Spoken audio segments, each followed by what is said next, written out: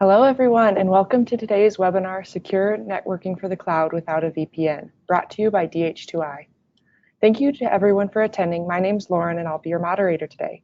Before we hear from Connor, I want to go over a few housekeeping items with you. All attendees will be muted throughout the entire presentation, but feel free to ask questions at any time using the Q&A pane on your screen. Connor will answer as many questions as time permits at the end of the presentation. So with all that taken care of, let's get started. Here's your host for today, Connor Cox. Thanks, Lauren, and thanks to everybody for joining. My name is Connor Cox, and with DH2I. DH2I is a company that's been around for almost 9 years now, and today we're going to be talking a little bit about networking and networking for the cloud. As I'm sure you are all very well aware, cloud use is on the rise, getting a lot more interest, a lot more adoption. So kind of want to walk you through a new approach to securing your cloud networking. So now we're going to have a couple of demos a little bit later, kind of focus on demos, but sort of go through a couple of slides up front to sort of set the stage and walk through just the idea behind this new approach. But before we get into that, what I want to do is do a quick poll just to kind of learn a little bit about your cloud transformation and to help sort of guide the discussion throughout the rest of the presentation. So I'm going to go ahead and launch this poll. And the question is, where is your organization in their cloud journey today? So if you could all take a couple of moments to go ahead and vote. Are you deploying production workloads in the cloud? Are you deploying some non-production in the cloud today? Are you planning to run some workloads in the cloud but just haven't quite yet gotten around to deploying them? Or do you have no plans whatsoever to run any workloads in the cloud? So we'll leave this open for a few more seconds here, give everyone a chance to vote. If you haven't voted yet, please do so.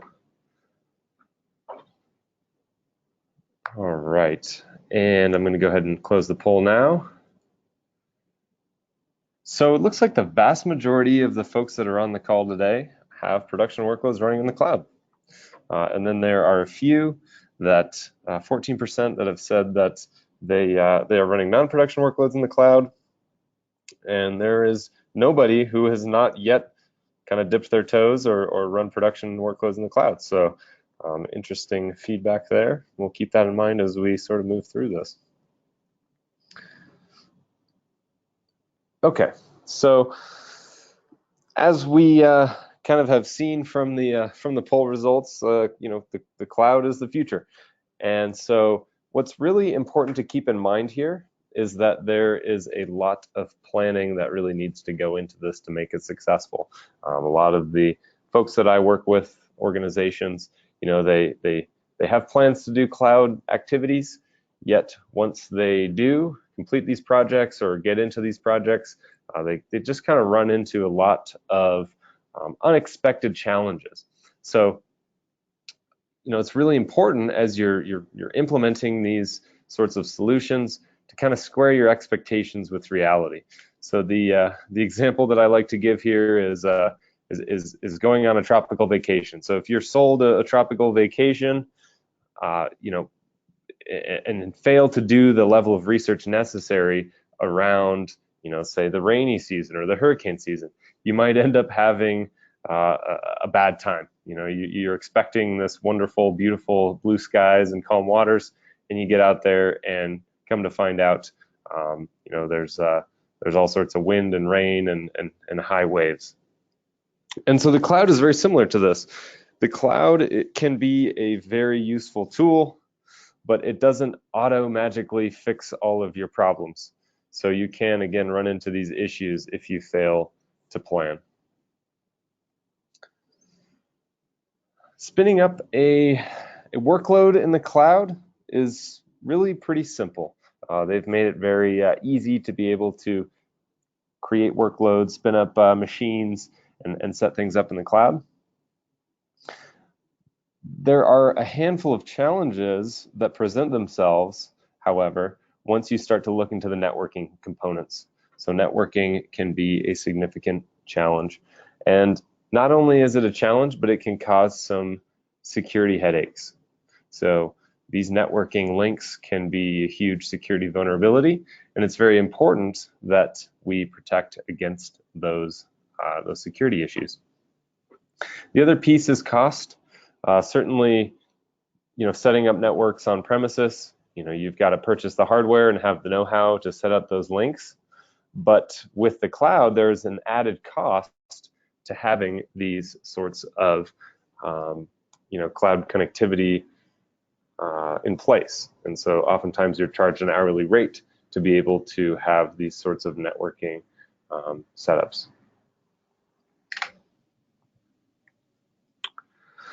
So the typical approach to cloud networking in order to connect on-premises sites to the cloud is generally a VPN. And so there are a few issues that we've seen clients struggle with when using cloud VPNs. So I just want to walk through some of those and see if there any heads nod out there that you've run into some of these challenges as well. Number one, they are oftentimes complex to configure. Dedicated routers are a necessity for at least the on-premises side.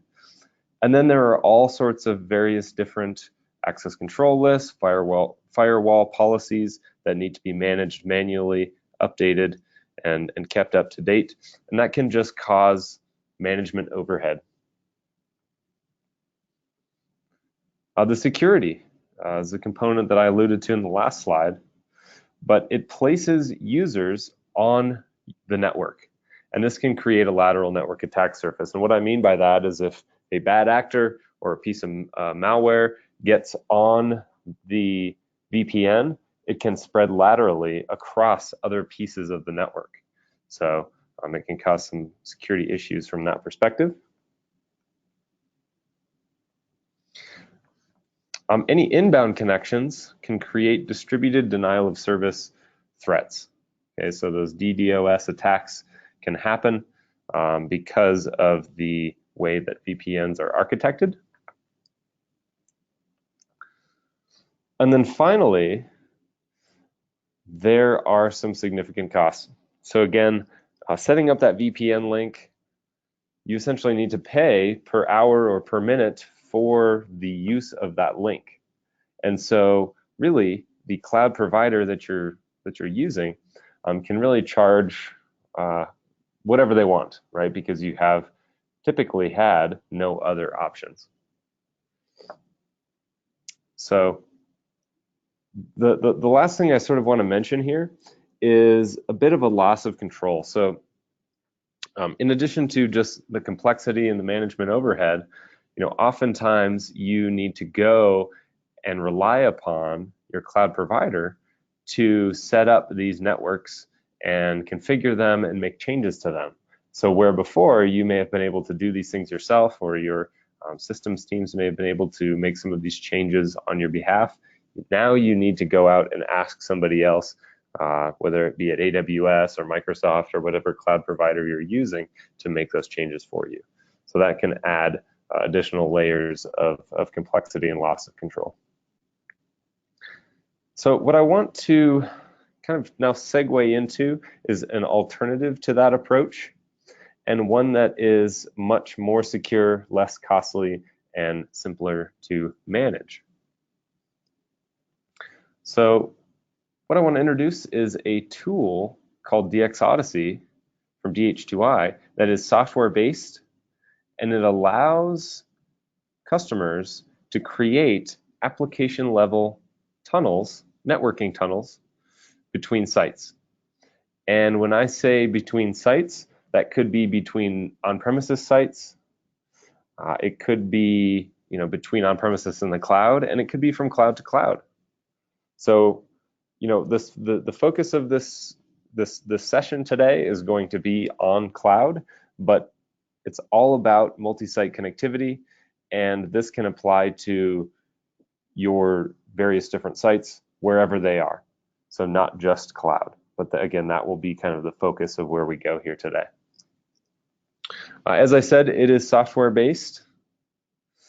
And the kind of the beauty of this and some of the benefits of it is that it does not require the use of opening external ports to the world, which can cause a lot of security challenges in and of itself.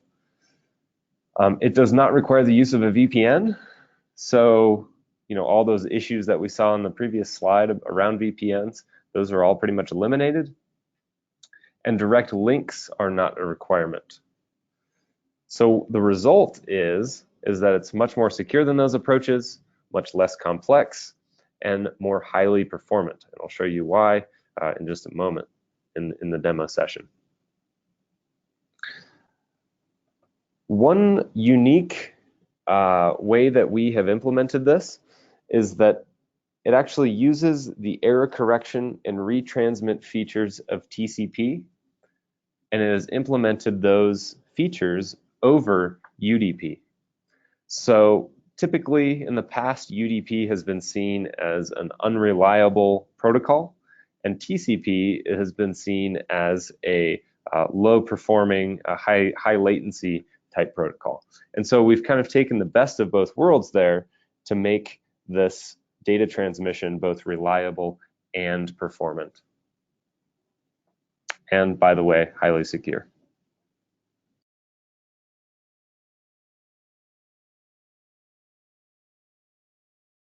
So how does it work? So with this diagram here, I'm just going to kind of walk you through how it is that this tool works. And then, as I said, we'll get into a demo after this slide. So first, what you're going to do is install DxOdyssey on any Windows or Linux machines that you want to act as your gateways. Typically, you would want to have at least one of these gateways at each of your sites. So in this image down here, you can see we've got a origin tunnel gateway on our origin site and a destination tunnel gateway on our destination site. So just simply install that software and then join them together into what's called a gateway group by registering those gateways with the DH2I matchmaking service. Okay, so they'll simply go out, register with that service, which then initiates this handshake between the origin and destination gateways. Now, it's really important to point out here that no data ever actually passes through this matchmaking service. The gateways communicate with one another directly after that connection has been initiated.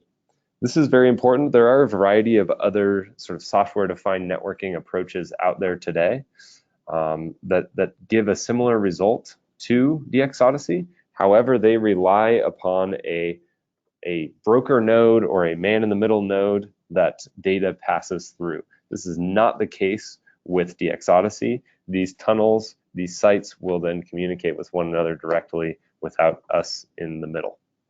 Okay, so that's a very important distinction there.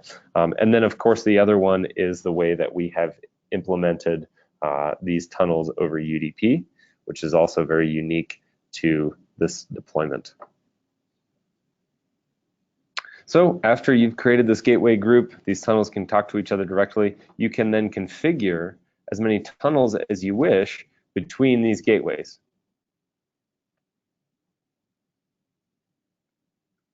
Talked about TCP over UDP.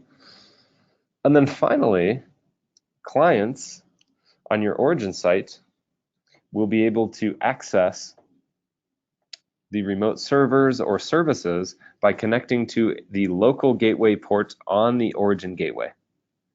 So in this example here, we have a client application. Let's say it needs to access the server application in the cloud on the right-hand side. It simply connects locally to the origin gateway to access that remote server or service or application or whatever it happens to be on the cloud or on your other site. So the client never actually leaves the local network. This client is never placed on the network that resides on the destination side, and they're able to access those resources as you see fit. So you can create as many of those tunnels as you want. for multiple different applications, multiple clients, and things that are tunneled securely. The last thing to note here is that you have the ability to create multiple gateways on either side or both sides to make sure that your gateways are highly available. So you can create another gateway, let's say on this origin site. Should there be an issue with this tunnel or with the origin gateway, that tunnel will fail over automatically to another gateway in the group to ensure uninterrupted connectivity for this tunnel that you've configured across your sites. So that's really just a summary of how it works, and I'll walk you through the creation of a tunnel here in just a moment. So this is a diagram of what we're going to show in this demo, this recorded demo. But basically what we're going to do is to create a secure tunnel from on-premises in our Portland, Oregon office to Azure. So what we're going to do is show, we've already joined these gateways together into a group, but what we're going to do is the creation of this tunnel from the Portland office out to a SQL Server instance running in Azure on Ubuntu. And then we'll move over and show the networking settings on that particular SQL Server to show that indeed there's no VPN set up and that we haven't exposed any of these ports. And then finally, we will show an RDP tunnel. Okay, so this isn't necessarily just for an application. Let's say we want to be able to have RDP access to a server running in Azure. Well, we can do that also with a tunnel, and so we'll show you that tunnel that we've set up and then initiate an RDP session to our destination server that's also running in Azure. Okay, so just give me a moment here. We'll get this.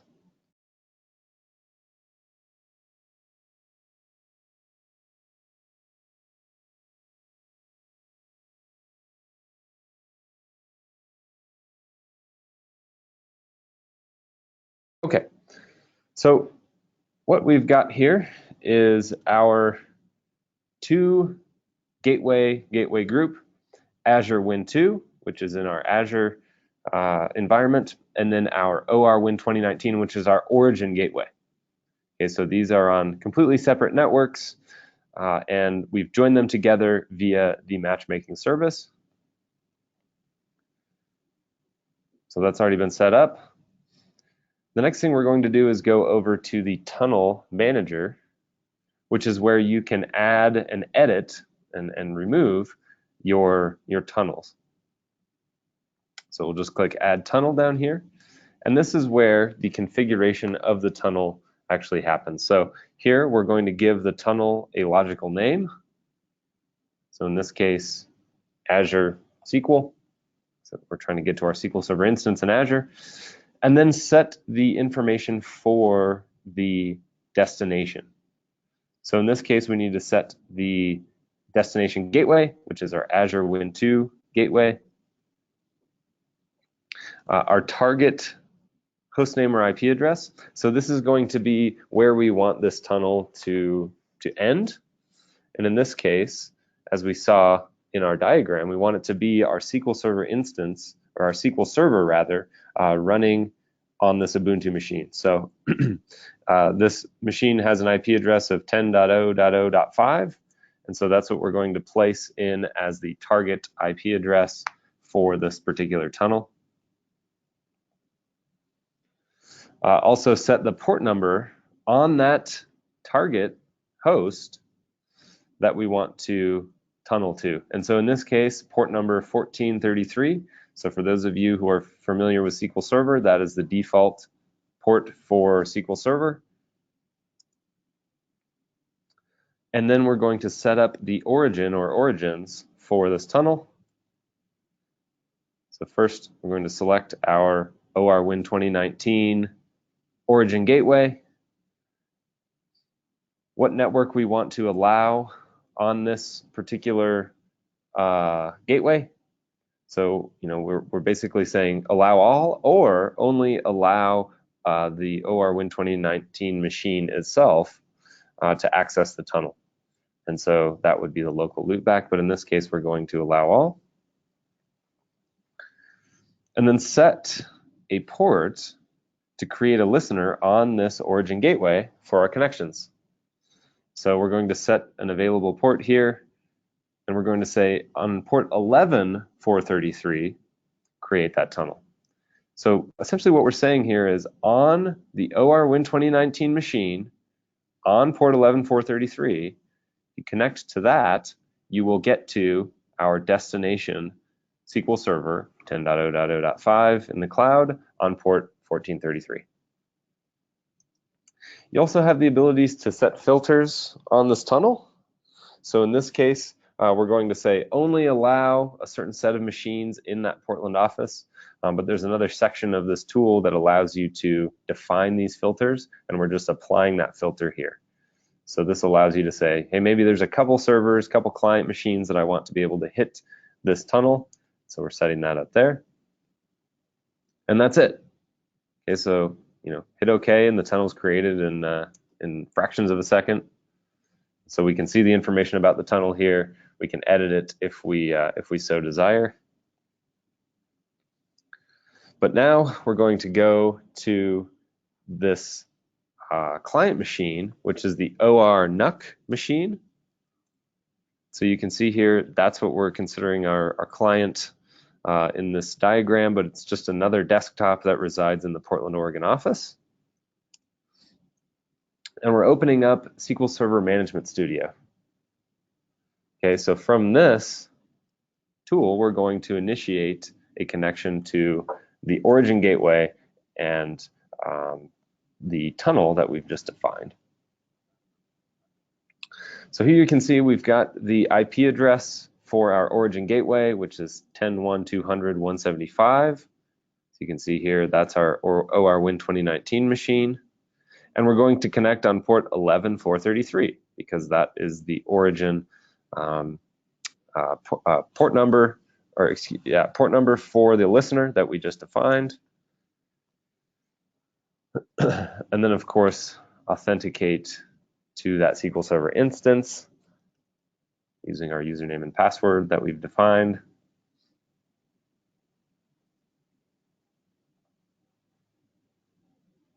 And now we've connected to the instance. So, we're just connecting locally, yet we have connected to a SQL Server instance that is running in Azure. So very, very simple to set up from that perspective.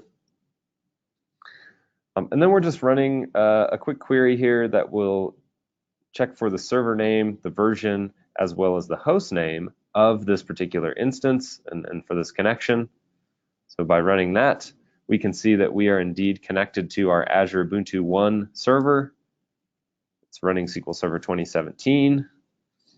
And our host name, that machine that we're on right now connecting from, is the OR NUC machine. Okay, so very simple to set up, no VPNs here in the mix, and we haven't had to open up any external ports in order to make this connection.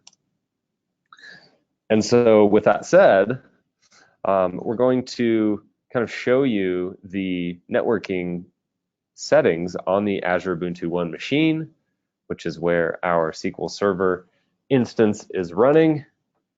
So we'll go ahead and go down to the networking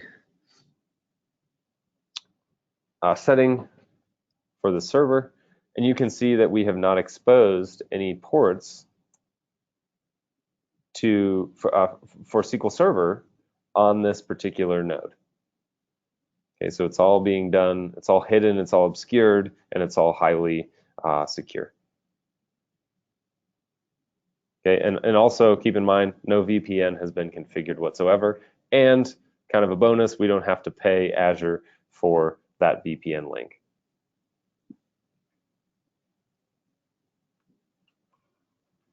Okay.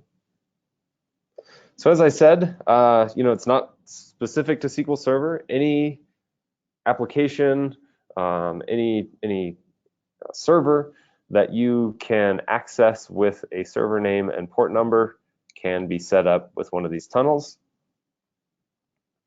And so what we've done here is we've created this RDP tunnel that says if you connect to the ORWin 2019 machine on port 13389, that will then tunnel us to the Azure Win 2 machine on port 3389, which is the RDP port. So in other words, if I just connect locally to ORWin 2019 on a particular port, I can actually create an RDP session to a server running in Azure. Okay, no open ports whatsoever, but I'm able to still tunnel through and do whatever work I need to do on that server that's running in Azure. So if we look at the properties for this RDP session, you can see, yep, we're just connecting locally on 13389. So we're connecting to ORWin 2019 on 13389. And that should connect us out to the Azure Win 2 machine. And sure enough, we are on the Azure Win 2 machine, and we can do whatever work we need to do there from that connection. Okay, so whatever application you've got, whatever work you need to do in the cloud on different sites, you can set these tunnels up in order to do that. So let's go back to some slides here. Again, just kind of a review of what we just saw.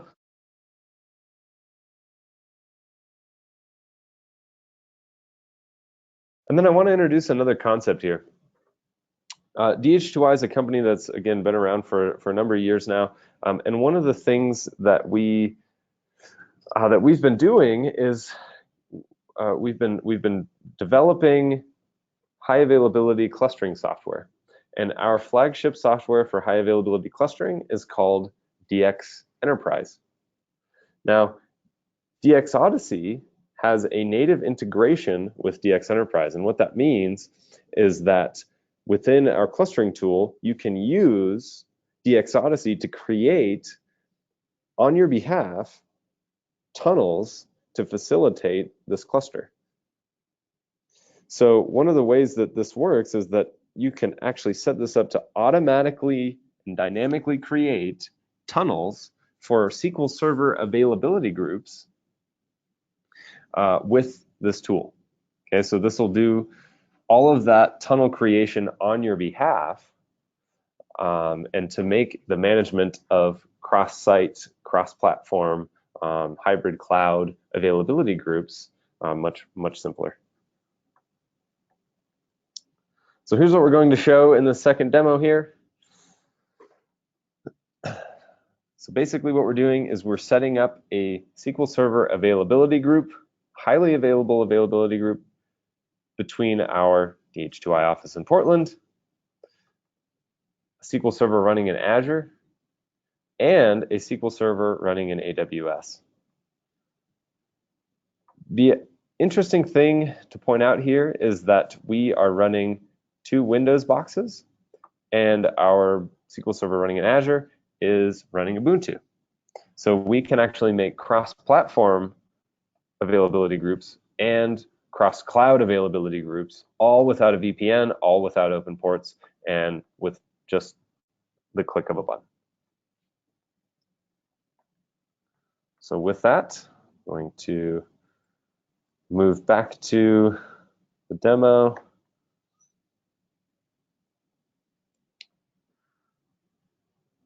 All right.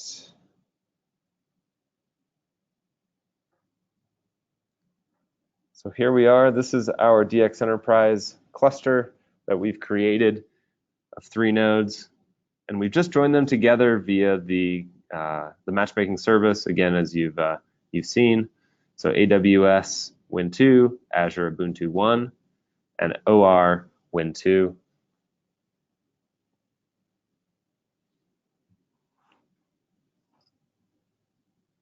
So already a pretty unusual cluster in that we've got both Windows and Linux in the same cluster. We're going to create what's called a vhost or virtual host. Now what this is, it's the entity under which we will add the availability group. Okay, so we're just giving it a logical name here and a virtual IP address, and in this case, we're just giving it the local loopback with an asterisk in front of it, which means don't bind this IP address when the vhost moves. Add the nodes that we want to participate in this vhost. So in this case, for our SQL Server availability group, this will be the primary replica and the secondary and any secondary replicas. Click OK. Now we've created that vhost. The next thing we're going to do is add an availability group. Okay, so this makes the creation of the availability group much simpler than using other means, and it also will automatically handle all of the networking for it. So we'll just give it a logical name, AGS1, checking that box that says tunnel, which means create the networking tunnels for this AG on our behalf. And then the next step is to just authenticate to the instance on each one of these different replicas so that we can create the availability group. So we've got our SQL Server instance on the Ubuntu node, authenticating to it. And then finally, the instance on the AWS Win2 machine, and setting those logins to be able to authenticate. Okay, and then just hit OK. Now at this point, it's just going to give us an overview of the information about the availability group that's going to be created. So we can review that. Just go ahead and click yes. And now the tool is just going to go out and create that availability group for us. And also, as you'll see, on the left-hand side here, all of the tunnels between these machines for this AG are all created on your behalf. They're all using the DX Odyssey technology. So it's all highly secure, encrypted, etc. And our AG has been created. We can click on it and see the information about the AG itself. Once it's all connected, we'll see that the AG has been set up. So pretty straightforward, makes this super easy to do if you want to have distributed availability groups across various different clouds. And then of course, if you want to add a database, you can do so to the availability group. So we're adding a database called DemoDB to the availability group. And after that is all replicated and synchronized, we see we've got an availability group across these 3 different sites, different platforms, and different clouds.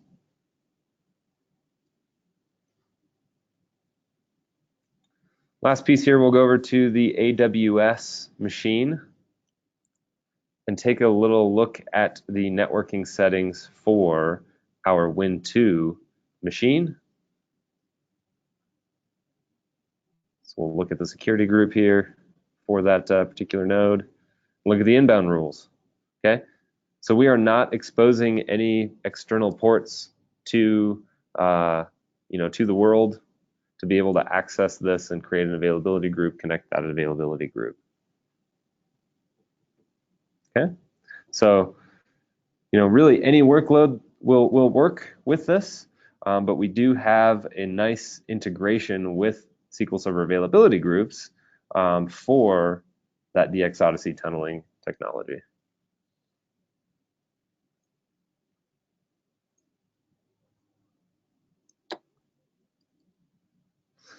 So before we hit Q&A, I want to ask one more poll of the audience here.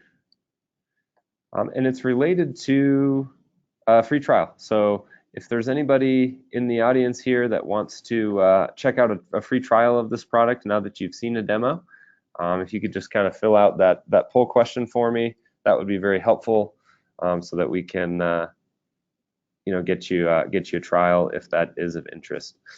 Also, we have the option for a demonstration that is an even deeper demo. So if you want to get on some live systems with me and walk through another demo and be able to ask questions as we go, please go ahead and sign up for that, and we can get you a demo. But with all that said, I want to hand it back over to Lauren to take us through some Q&A. Thank you, Connor. So now it's time to answer some questions. Feel free to type your questions into the Q&A pane at any time. We'll go through as many as we can. Okay, let's see.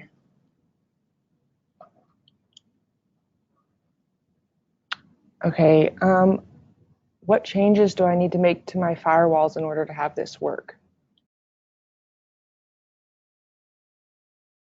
Sure, yeah, that's a good question.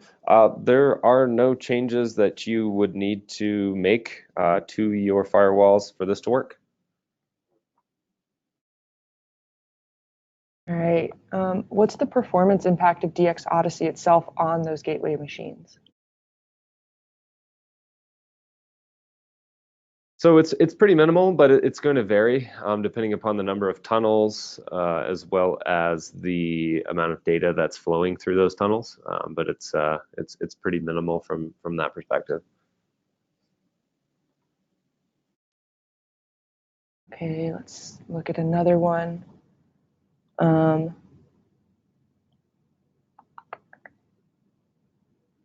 How would you generally size the gateway machines? I know you can scale up or out, but I'm not sure where to start. Yeah, that's a good question. So really any server of any class will work just fine. But a good start would be a machine that's got about 3.5 gigs of RAM. That's kind of a good place to start.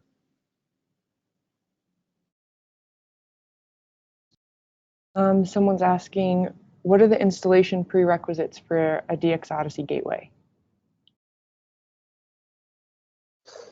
Yeah, so the installation prerequisites, you need to have .NET 4.5 on Windows. So if it's a Windows machine, that would be a prerequisite. And then for Linux, that would be .NET Core 2.1. Those are kind of the minimums for the gateways. Keep in mind, you can run this on any Red Hat machines, any Red Hat derivatives. You can run it on a Windows Server, and you can also run it on Windows desktops if you so desire. So it's pretty open in terms of operating system that you can install this on. Okay, someone asked, does it still work if the gateways have no access to the internet? No. So in order for us to be able to create those tunnels between the sites, the gateways need to be able to register with the DH2I matchmaking service, and that connection, that registration occurs via the internet. So so basically that is a requirement. You need those gateways to be able to see the internet, to be able to be matched with one another. Okay. How does it handle NAT routers? So DX Odyssey doesn't change or affect NAT routers. It really just creates the tunnels through them as needed. So it has no impact on the NAT routers.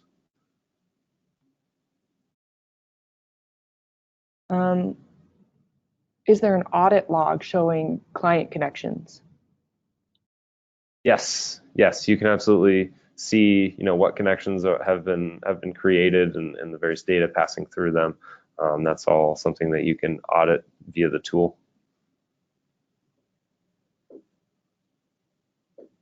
Okay. How many clients can go through a DXO tunnel?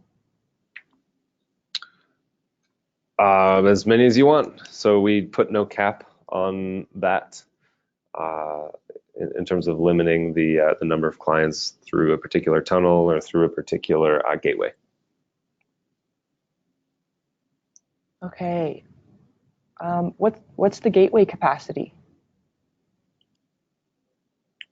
What's the gateway capacity? As much as the capacity of your gateway hardware. So again, it's similar to the last question in that we don't have, put any cap or limit on the capacity of the gateway.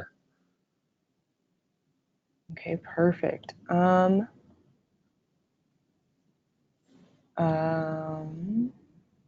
Do you need a specialized appliance or a router for DX Odyssey? No, again, it's all software based, so any commodity server would be just fine.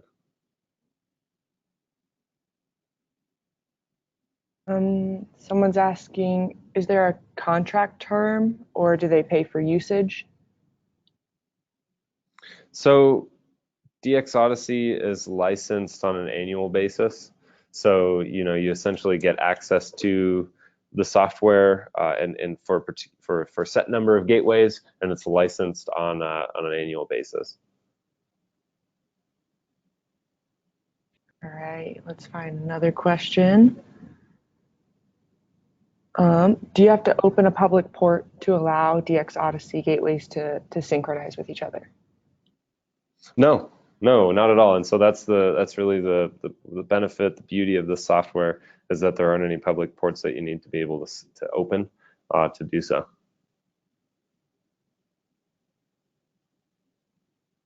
Okay, we have another question here. Does DX Odyssey increase or decrease latency? No, so DX Odyssey has no impact on latency. So that's really up to the latency itself is kind of controlled by your internet link, your ISP, and so we don't influence that one way or another. Okay. Someone's asking, we have a direct link between sites and to our public cloud deployments today. So would they need something like this? Can you ask that one more time? Yeah, so this person has a direct link between sites and to their public cloud deployment today. So would they need something like DXO? Oh, gotcha. Okay. So two things. One, you could still use DX Odyssey on top of an existing direct link.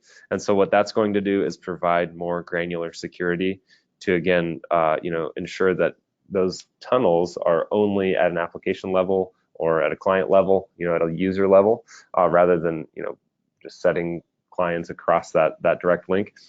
The other thing to think about is that you may be able to phase out that direct link by using this and be able to save quite a bit of money. Those direct links are the opposite of inexpensive. So those are kind of two options to you. Okay, and I think we can get one last question in here. Does DX Odyssey run on anything else other than Ubuntu? Yeah, so we can definitely run this on Red Hat from a Linux perspective, any Red Hat derivatives, so CentOS and others, and then Windows, so Windows Server as well as Windows Desktop. So it's pretty open in terms of where you can install this tool. All right. Thank you to everyone for joining us today. That's all the time we have. If you have any additional questions, feel free to reach out to us. We'll be following up with you shortly with the recording of this webinar. Thank you again for your participation, and we hope to see you at our other upcoming webinars. Thanks, everyone.